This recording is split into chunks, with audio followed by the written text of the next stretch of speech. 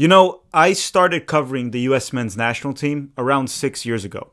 And I can tell you right now, I have never, ever been this disappointed with this current U.S. generation. I've never been this much. Even more than the Copa America fiasco, the Berhalter era, I've never been this down on this generation of players. And I've tried to be supportive, to be nice throughout the World Cup. And I think in that sense, I did mostly a good job. But today, I'm not going to be nice. I'm not going to be supportive. I didn't rewatch the game and the highlights like I normally do to analyze it for the 7 things we learned. I'm just going to speak from the heart, okay, throughout all 7 lessons. There's no script. I am just going to yap and let it all out. Why? Because I have to and because I can. Hello. If you're new here, I'm Filippo and welcome to Tactical Manager TV. And today we have the 7 Things We Learned series where you already know after every single U.S. men's national team game or humiliation like we just had, we tell you 7 things that we learned. And just before we even start, it's not really about the loss. It's more about how it happened. Because this was the perfect game to bring Americans in to fall in love with the U.S. men's national team. And you don't need to win the game to do that. You need to put up a performance. You need to not play like scared little cowards. And then maybe some new American sports fans will start backing you. But we'll talk about that throughout the lessons because none of that happened. Obviously, we got completely humiliated. Props to Belgium, by the way. They showed up to play and they won fair and square. And just in case anyone's wondering here, we will finish the World Cup coverage. Okay, some live watch-alongs for a few games, videos here and there, and you guys have been the ones that kept us going throughout all these years. So let me know in the comment section if there's any video that you want us to do about the U.S. men's national team before we close our World Cup coverage. Okay, sorry about that. I stuttered for a second. All right, let me know in the comment section. Is there anything you want us to cover before we close the World Cup coverage over the next 10 days? When we close the World Cup coverage, we are going to take a 1 to 2 week break and we will reevaluate from there because this has been a disgrace for this team. Okay, so with that said, this video is brought to you by Underdog. More on that later. Let's roll the intro and go to lesson number 1.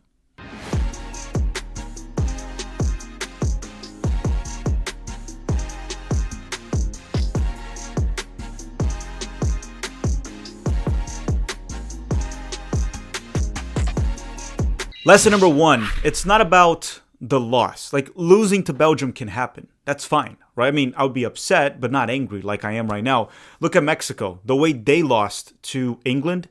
I would be proud of our team if that was the way that we lost at home. Fighting till the very end, playing well, scoring goals, not lucky goals like Tillman's goal. Mexico made their fans proud. Our players did not. That was an embarrassing performance. They played like scared little kids, like cowards, and Belgium played like grown men. Okay, that's the truth. That is what happened. It wasn't a tactical problem. It wasn't a technical problem. It's like Belgium has so many better players in the U.S. It wasn't any of that. Let's cut the crap. It was a mentality issue. We played like cowards, like scared little kids. I don't know why. This team was unrecognizable. We, in this World Cup, looked like bullies. When we played teams that were a little bit worse than us from a technical standpoint, like Paraguay, Australia, Bosnia, we bullied them. We beat the crap out of them. When we played lesser teams. The moment we faced a team in our level, or maybe a little bit higher right now, Belgium, we crumbled. We, just like complete cowards. We didn't try to play. The first half was an abomination. Should have been 3-0 Belgium in the first half. Easily. And what's crazy to me is that it's pretty obvious right now that the problem is this generation, right? We'll talk about Pochettino in a second. I thought he actually helped hide some of the issues because he did a good job. We'll talk about that in a second. But think about it this way, okay? Let's go back all the way to the 90s from now when the United States was back in the World Cup, right? 1990. We didn't make the knockout rounds there, but let's go through all the knockout rounds since. 1994. 1-0 to Brazil. We did all right? Brazil went on to win the World Cup. 2002, we beat Mexico, and then we lost to Germany. We're in a game that we got robbed by the ref, right? We should have even gone to maybe extra time with Germany, and they were going to play man down. We could have beat Germany in the quarterfinals. 2006 grouped. 2010 Ghana also put up a fight against Ghana. 2014, we played Belgium. We put up a fight against that Belgium, took them to extra time. A Belgian team that's way better than the current one. And then when you go to this generation, they played in the World Cup in 2022 and 2026. And those two are the worst World Cup knockout performances we've ever had during all of them, right? All from 1990 till now. The Dutch one, we never stood a chance that game. We just didn't have the fight in us to like try to stay alive in it. And it was the same thing today. Today when I'm recording this. The way we played, we never stood a chance. The players didn't believe. They were afraid. It was a complete embarrassment, just the way we played. I guess that's what happened when like 75% of your roster are a bunch of entitled pay-to-play kids. That's what happened. So speaking of that, next up we have, what's his name again? Christian Pulisic. That'll be lesson number 2. Talk about Christian Pulisic for lesson number 2. I don't really know where to start here, right? This was a legacy game for Pulisic, and he shat the bed big time, right? He lost the ball 11 times in the first half. He was horrible. Everything. He looked scared. We know Pulisic's better than that, right? I wouldn't be ripping him apart right now if we didn't know he's a better player than that. But it goes far deeper than that, right? Let's go back 12 months. Christian Pulisic said no to going to the Gold Cup because he wanted to rest. He needed to rest to go and be ready for the Milan season and for the World Cup because he had a big summer ahead in 2026. So he skipped the Gold Cup, right, which I already disagreed with. He had a garbage second half season for Milan where he didn't score a single goal in 2026 for Milan. He comes into the World Cup, ignore the friendlies here. He actually played well in the friendlies. He played a good 45 minutes against Paraguay. Didn't score, but he played well. And he got injured. So he doesn't play against Australia. And then against Turkey, he plays 20 minutes, doesn't do anything. Against Bosnia, he had an okay performance. He wasn't great. He wasn't horrible. And then this game, he was one of our worst players, right? So World Cup at home, that he rested. He claimed he prepared for it. And he scored 0 goals. And he had a good 45 minutes. That's Christian Pulisic. Okay, this is the same guy that complained about fans not showing up, or not complained, but mentioned it. This is the same guy that called fans that didn't like Greg Berhalter haters. I don't know what to say. I think this guy's legacy has taken a massive hit, and he's been around for the worst moments in USMNT modern history. If you go back to the 2018 World Cup when we didn't qualify, that wasn't his fault. He was there. It's not his fault. He was actually one of the few that was actually performing. But he was there. Again, not his fault. Then the Berhalter era. A lot of it was his fault. He supported Berhalter till the very end. The 2024 Copa America, that outside of not qualifying for the 2018 World Cup, that was the biggest embarrassment I've witnessed from the U.S. men's national team. Getting grouped in the Copa America with their golden generation, that's definitely not golden, at home. The first host nation in Copa America history to get grouped at home. And then now this World Cup, which there was progress when we faced lesser teams. We scored more goals than ever. We were looking better. But Pulisic wasn't good in the World Cup. He didn't show up, right? So what's his legacy? I don't know anymore. I mean, he's still, 27? So he still has years ahead here for himself with the U.S. men's national team. But one thing I'll say, just to close this section, doesn't matter what he does going forward. I will never, ever say this. I will never place Christian Pulisic ahead of Clint Dempsey, ahead of Landon Donovan, even Tim Howard. I just won't do it. I won't do it. It's just unacceptable what's happened with him over the past 2, 3, 4 years. Yeah, that's all I have to say about that. Now, before we continue, we have a quick hydration break. Don't go anywhere, and if you want to, drop a like in this video. If you don't want to, it doesn't even matter anymore. So, the biggest soccer event in the world will happen here in the United States this summer. Or shall I say, the biggest sporting event in the world. And you know what can make it a little bit more exciting? Underdog. And the game I like to play at Underdog is called Pick'em. And it's very easy to play. I just click on it, scroll to the soccer section, pick a player for a specific match, and select the stats I believe will be lower or higher. It's very easy to play. I usually pick the downside of the stats because hate watching a player is much more fun. Trust me. But then again, analyze the players, his stats, who they're facing, and how he has been doing before you make your pick. so you can make sure to win. Underdog also has their very own predictions market. And you can download the app right now using the link in the description of this video and the promo code TACTICAL. And in the process, you'll be helping the channel and yourself. Because new customers get $50 in bonus entries after they play $5 and use the promo code TACTICAL. We got very creative with it. So again, don't forget to use the link in the description and the promo code TACTICAL. And thank you very much, Underdog, for sponsoring the channel. Lesson number 3 is about Mauricio Pochettino. And again, I'm completely off script here. And let me think, where do I start with Pochettino? I actually don't think he did a bad job. He got this team, honestly, if you look at the group stage in the Bosnia game, he got this team to change that coward, weak mindset to a certain extent. Like before he was here, these players didn't have even the mentality anymore to beat Panama, right? It was just a complete mess, a complete shit show. And he struggled to undo and change this culture. But there's only so much Pochettino can do. And you can go ahead and blame him. Oh, he left Tanner Tessman out and Aiden Morris, and he started Tim Ream. But again, the way this team played against Belgium, the mindset, the cowards, right? I just don't think it would have mattered if he played Tessman there, if he played Trusty for Tim Ream. None of that would have mattered. It was all about changing the culture of this team.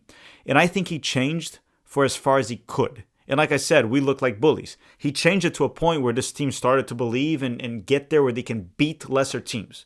Good. He got that done. And we started to actually play very well against these teams. If you go like some of the group stage games like Paraguay, that was one of the best performances the U.S. men's national team has ever had in a World Cup game. Played well against Bosnia, Australia. But that can only go so far. And like, for example, this game against Belgium, where do I blame Pochettino? It wasn't a tactical problem. It wasn't a player selection problem. Again, the way we were playing, put Trusty for Ream, we still lose this game. It was an attitude problem from the players, a lack of leadership from the players. It reaches a point where you're just like, what does he do? It was a complete collapse from the U.S. men's national team. Now, does he have some fault? Of course. He's the coach. He selects the players. He trains the players. He talks to the players. He leads the players. But I kind of wish he would stay. I wish he would stay with the U.S. men's national team. But I don't think he wants to go through World Cup qualifying. I don't think he wants to travel to Central America, deal with some of the conditions that they impose on us. I don't think he wants to be in this for 4 years. And I think he's seen that he can only do so much with these players. So I don't think Pochettino will stay. That's just a guess, okay? I would want him to stay, but I don't think he will. Lesson number 4 is a quick one. I just want to say thank you, Tim Ream, for your services. Now, listen, this is a weird one, right? Because he's a big reason why we lost this game. He got burned in 2 goals. If he wasn't that old, the last goal, he probably would have saved it by stretching his leg. But because MLS, USL, US Soccer have all failed with youth development in this country, we don't have that many options, right? And Pochettino had to ride with Tim Ream. And he's old. He's not at his best. And he's there. He's always represented the U.S. men's national team with a lot of passion, effort. You can tell that he cares. I am saying thank you to him. I don't wanna shit on the guy. I really don't. Like, yes, he wasn't good enough to play in this World Cup. Especially this game. It was pretty obvious. But I want to say thank you, Tim Ream, for everything that he's done for the U.S. men's national team. And I don't want to sit here and shit on him. I think that it's not that he could have done better. I think he did his best at this stage of his career.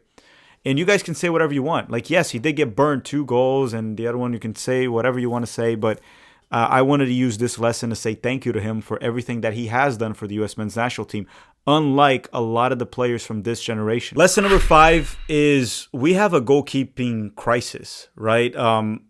Matt Freese is horrendous. I still don't understand what happened in that 3rd goal for Belgium. That literally killed us, right? We started the second half and we weren't as bad as the first half. We weren't good, but we were less worse, I guess. But I don't know what Matt Freese was doing. He is a horrible goalkeeper. And honestly, so is Matt Turner. And I know this may sound harsh, but these guys cannot be in the U.S. national team. And you may be saying, then who? I don't know at this point. I really don't know. That used to be our forte, and now they all stink. So what I will say is maybe early in the cycle, start bringing Chris Brady, Diego Cochin, only test the young guys, and let's hope one of them develops for 2026, because there's no point on going with Matt Freese and Matt Turner for 2030. It's just nonsense. These guys are just not World Cup level. It's actually insane that these two goalkeepers actually played in a World Cup. It is literally mind-boggling that players of this level played in the World Cup. So, I mean, but you already knew that. Lesson number 6 might be something that's a little bit unexpected, but I kind of liked it when I saw it in the game. One of the very few things that I liked. Obviously, I could praise Balogun. I thought Balogun was fine in this game. Alex Freeman stepped up at times, wasn't great. But I want to praise Sebastian Berhalter here for a second, okay? I shat on this guy a lot because I don't think he has like the quality maybe to be with the U.S. men's national team. But he was subbed in a game where we were essentially defeated. And this guy played with heart, with desire. He almost scored a goal from the outside of the box. He was trying to hype the team. He was going hard for tackles. That is the passion I wanted to see from all the players from the first minute. So for that reason, as critical as I've been of Sebastian Berhalter, I have to praise him. And I wanted to do this. I literally wanted to praise him here because when I was watching the end of the game, I was like, hey, this dude at least seems like he truly cares. He cares about the United States men's national team, or the U.S. national team in this case, and he wanted to play. And we were pretty much defeated, but he wasn't defeated. He was trying. So I think because of what I saw, I have to highlight it. Okay, lesson number 7. And again, drop a like in the video if you want to, and let me know in the comment section any videos you may want us to make before we close the World Cup coverage, right, about the U.S., or if you want to. Maybe you don't care. Lesson number 7 is, for this next cycle, because, I mean, life goes on, right? We move on. We keep going. We have the 2030 World Cup now to look forward to, or Copa America in 2028, Olympics in LA. We have to rebuild early this cycle, right? Some guys we have to get rid of from the get-go, right? Like Tim Ream, the goalkeepers, Freese and Turner. We have to find a replacement or at least a backup for Anthony Robinson that was not good in the World Cup. And we have to rebuild early. So what I would do early in the cycle, and I guess I could even make a video about this or talk more about this, I would aim the next 2 years to build the Olympic team, which is U23 with a few veterans. So I would keep a few veterans around. I would honestly not call up Pulisic for a while. I wouldn't do it. I wouldn't call him up. A few guys, I wouldn't. Anthony Robinson, so we can try to find another left back. McKennie after this World Cup, especially this game as well. Where was the leadership? But I would still bring in a few guys that I think deserve to be there, right? Veterans, like I would bring Tyler Adams, Balogun, Tillman, Chris Richards. Freeman's not a veteran, but I would still bring him. I would bring back Tanner Tessman, Johnny Cardoso. Des might need some time off. I would bring back Scally. So I can maybe make a video specifically talking about who would I bring. Young guys that I want to see. We need to give a shot. Some center backs, some goalkeepers, like I mentioned, coaching. Maybe Julian Hall. Maybe Mathis Albert if he's making the bench for Dortmund. Mehmeti from the New York Red Bulls. I can maybe make a video about all of that. But we need to start rebuilding early. We can't just go to the September camp and call these same guys. Some of them have to be punished for just the lack of toughness, the mentality that they brought in, what they brought in this very last game, the embarrassment in front of the entire country, right? So rebuild early this cycle. If you want to, we could maybe do a deep dive into that and talk about a few names that we should look into if you care at this point. Okay? Thank you very much for watching, everyone. Thank you for all the support all these years. We did work for this, and we didn't want the World Cup to end this way for the U.S. men's national team, but here we are, right? This generation they've been very good.